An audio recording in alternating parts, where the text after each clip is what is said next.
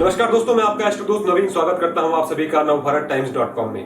दोस्तों, आपने अपनी कुंडली देखी होगी या किसी न किसी की कुंडली देखी होगी। उसमें आपने देखा होगा कि कुंडली के अलग अलग भावों में ग्रह विराजमान है। लेकिन दोस्तों, ये जरूरी नहीं कि कुंडली के सभी 12 भावों में ग्रह बैठे हों। हर व्यक्ति की कुंडली में कोई ना कोई घर या भाव खाली होता है, यानी जिसमें कोई ग्रह बैठा नहीं होता।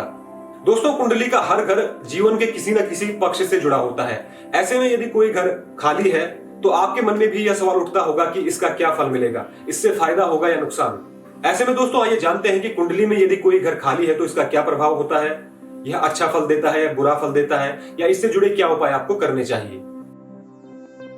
दोस्तों, कई बार ये खाली घर आपको शुभ फल भी देते हैं, लेकिन शर्त यह है कि खाली घर पर किसी शुभ ग्रह जैसे गुरु, शुक्र, बुध, चंद्रमा आदि की दृष्टि पड़ रही हो।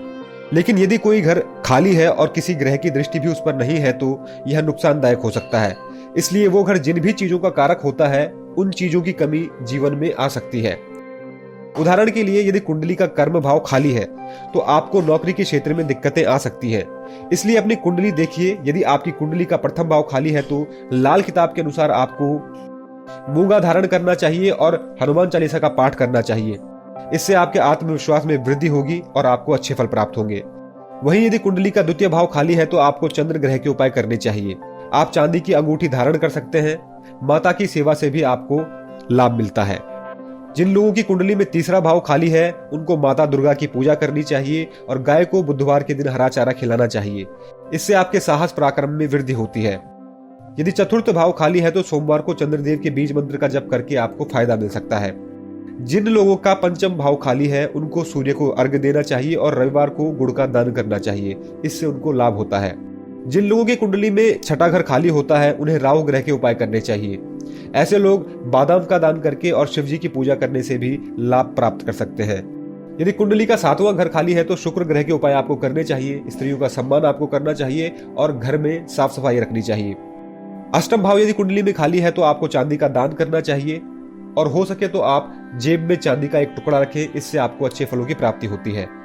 लाल किताब के अनुसार जिन लोगों की कुंडली में 9वां भाव खाली है उन्हें पीले वस्त्र गुरुवार के दिन दान करने चाहिए और गुरु से जुड़े उपाय करने चाहिए।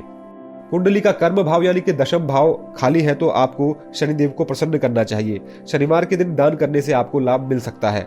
जिन लोगों की कुंडली में एकादश भाव खाली है उनको गुरुवार को व्रत रखना चाहिए और गाय को केला खिलाना चाहिए। इससे आपको जीवन में लाभ प्राप्त होगा।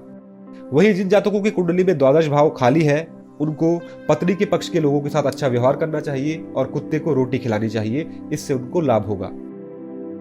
तो दोस्तों, उम्मीद करता हूं कि आपको हमारे द्वारा दी गई यह जानकारी पसंद आई होगी। ऐसी ही रोचक जानकारियों के लिए चैनल को सब्सक्राइब जरूर करें और देखते रहें नवभारत-टाइम्स.com। नमस्कार।